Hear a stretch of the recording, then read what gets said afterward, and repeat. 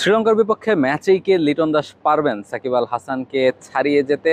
সেটা যদি করতে হয় তাহলে লিটন দাসকে করতে হবে 55 রান। শ্রীলঙ্কার বিপক্ষে যদি তিনি 55 রান করতে পারেন তাহলে আসলে টি-20 ক্রিকেটে বাংলাদেশের হয়ে ইতিহাসের সর্বোচ্চ রান স্কোরার লিটন দাস হয়ে যাবেন। 2551 রান করে এই লিস্টে সবার উপরে এখন পর্যন্ত আছেন সাকিব আল হাসান। গতকালকের ম্যাচে 59 রান করার পর লিটন দাসের টোটাল রান হচ্ছে 2496।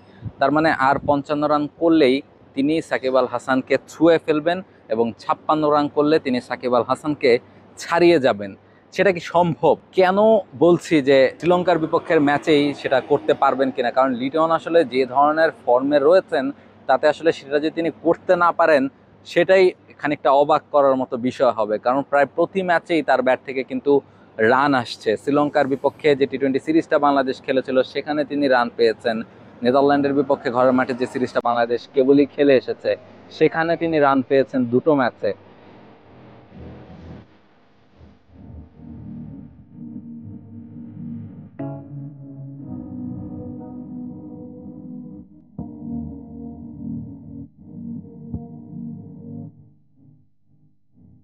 এবং গতকাল হংকংয়ের বিপক্ষে যে ম্যাচটা বাংলাদেশ খেলেছে সেখানেও কিন্তু বাংলাদেশের জয়ের নায়ক তিনি।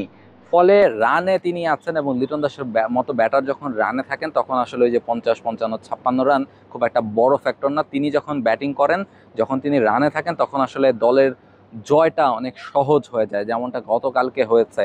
তিনি আসলে যে ধরনের অ্যাপ্রোচে ব্যাটিং করেন, খানিকটা সময় শুরুতে নিলেও পরে কিন্তু ঠিকই দেখা যায় যে 130, 40, 50 স্ট্রাইক রেটে তিনি ব্যাটিংটা করেন। ফলে বাংলাদেশের জয় পাওয়াটা অনেক বেশি ইজি হয়ে যায় লিটন দাস যখন ফর্মে থাকেন। ফলে সেই কাজটাই লিটন দাসকে শ্রীলঙ্কার ম্যাচে আরেকবার করতে হবে। বাংলাদেশের সবচেয়ে গুরুত্বপূর্ণ ম্যাচ এবারের এশিয়া কাপে শ্রীলঙ্কার বিপক্ষে ম্যাচটা, এই ম্যাচটা জিততে পারলে দুটো জয় বাংলাদেশের অলরেডি এশিয়া কাপে হয়ে যাবে। তাহলে হয়তো বা সুপার ফোরেও মোটামুটি নিশ্চিত করে ফেলতে পারবে বাংলাদেশ, যদি না ইকুয়েশনের কোনো মারপ্যাচে পরে শেষমেশ ভুগতে হয়। এছাড়া শ্রীলঙ্কার বিপক্ষে লিটন দাস যদি এই 56টা রান করতে পারেন তাহলে তিনি আসলে টি-20 ক্রিকেটের ইতিহাসেই বাংলাদেশের হয়ে সবচেয়ে বেশি রান করার রেকর্ডটা তিনি করে ফেলবেন। এছাড়া গতকালকে কিন্তু তিনি মাহমুদুল্লাহ রিয়াদকেও ছাড়িয়ে গেছেন রানের দিক থেকে এবং ছয় মারার দিক থেকে।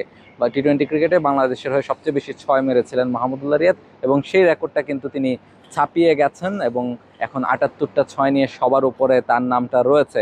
এবার রানের দিক থেকেও লিটন সাকিব আল হাসানকে ছাড়িয়ে সবার উপরে নিয়ে যেতে পারেন কিনা এবং দলকে জিতিয়ে সুপার ফোরের দিকে এক পা এগিয়ে রাখতে পারেন কিনা সেটাই দেখার অপেক্ষা। আবুধাবি থেকে রাহুল রায়, টি স্পোর্টস।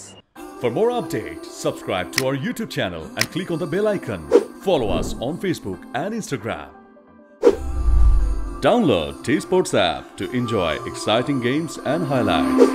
Visit tsports.com.